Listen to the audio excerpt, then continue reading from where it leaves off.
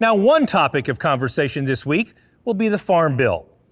Joining me now is U.S. Representative Glenn Thompson, who serves as the chair of the House Ag Committee. Chairman Thompson, you recently hosted a Farm Bill discussion with cattle producers and other agricultural leaders in Pennsylvania. What did you take away from that conversation? Kevin, thank you so much. We had our very first bipartisan regional Farm Bill listening session. We had that on the Friday of the Pennsylvania Farm Show, the 107th Pennsylvania Farm Show, and it was interesting to see the interest, and that was clearly measured by the fact they couldn't find any more chairs to put in the room. Several hundred people came out to attend. Had 9 members of Congress from North, South, East, and West. It was bipartisan, Republican and Democrat. And so one of the takeaways really was just the level of interest, how people are looking forward to the reauthorization of the Farm Bill. And the message I heard is they're looking forward to one that is on time, that is highly effective across all the titles of the Farm Bill, and it is bipartisan. A state affiliate of your organization, the Pennsylvania Cattlemen's Association, was well represented at the listening session. Frank Stolfus, he had the quote of the day. Actually, it has been repeated a number of times in my travels since, people who watched that hearing. And that hearing was recorded. It wasn't live streamed, but recorded. And for anyone who would be interested in seeing it, there will be a link made available to do that. But, Mr. Stolfus made several points that very much aligned, certainly with my vision of the Farm Bill. He was very concerned that we not have a livestock title. We need to address livestock needs, but a livestock title may unfortunately draw undue and unwarranted attention in a negative way. And I heard that loud and clear.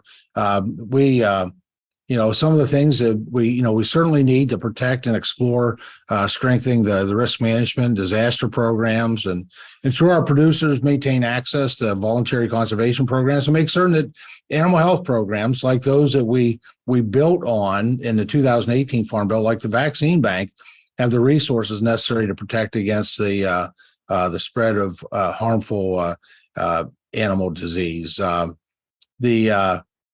think, and just as I did last Congress, I'm going to continue to oppose controversial, divisive provisions that open the door to really just onerous government mandates and burdensome regulations. As I always say, the 3 words that best define American agriculture, whether you're talking crops, livestock, or trees, is science, technology, and innovation.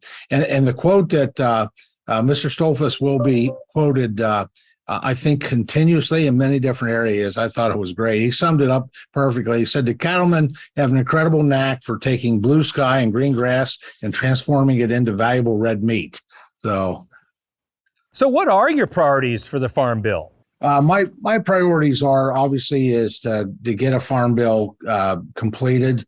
There only really are 3 options for the Farm Bill. One, we let it expire. That is absolutely not an option, because we would revert back to Dust Bowl era language that would hurt every American family and, quite frankly, every American farmer and rancher and rural communities. We could do an extension, but that's not. That misses the opportunity to really make the improvements, the enhancements that from the lessons that we are learning and will continue to learn as we do intense hearings, and also move these regional listening sessions around the country. We started in Pennsylvania, but we're going to come to all the regions in the country over the next number of months. And finally, so we want a highly effective Farm Bill in the end that's done on time. So the only real option is to do our job and to get the reauthorization before the end of September this year, which is a challenge. That's a compressed time frame, but I'm confident that we will do our best working towards that. But we need to do it in a bipartisan way.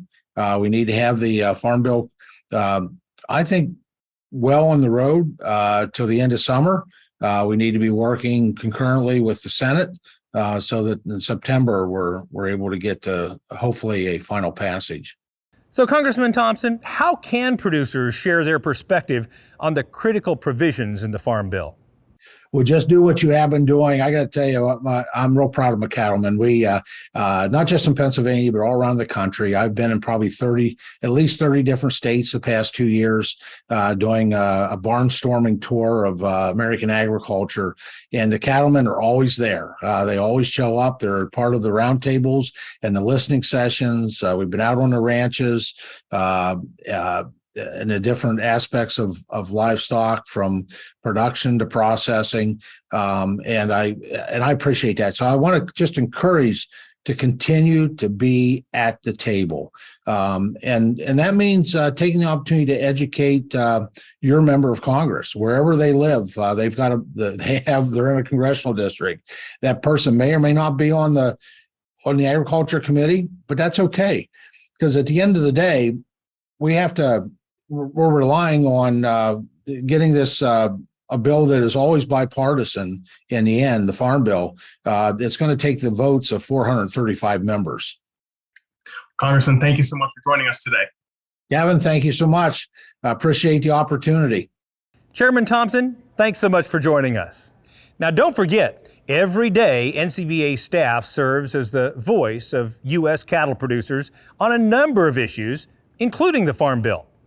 Help support this important work that protects our way of life by becoming a member. It's easy to do. Just call 866-233-3872 or visit the website ncba.org.